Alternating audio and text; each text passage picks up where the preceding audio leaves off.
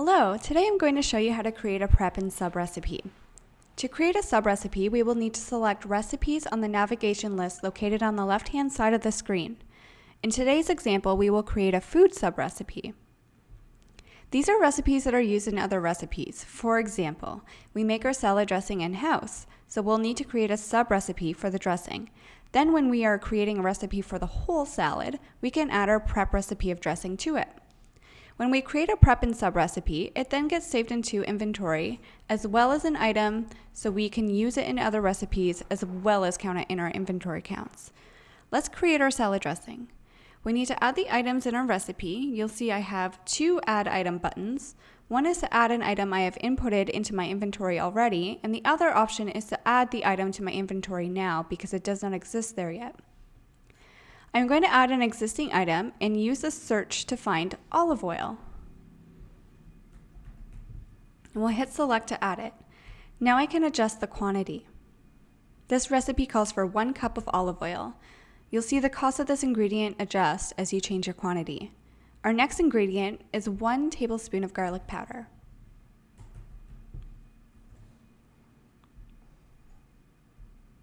I'm going to add the rest of my ingredients now.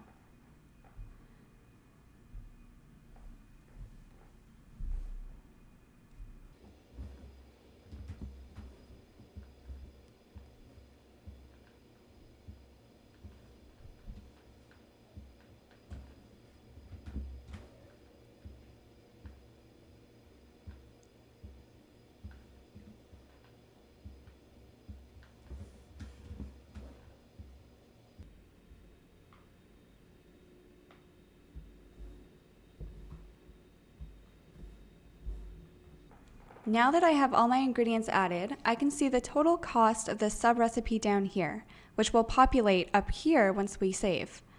Next, I need to let Navi know how much this recipe will yield. In this case, it's 1.5 cups. I also have the option to input how many portions this recipe creates.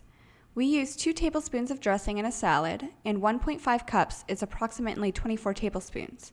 Therefore, I have 12 portions of dressing available from this recipe. Keep in mind you don't have to enter portions. If you just want to recipe this by the fluid ounce, you can leave portions blank.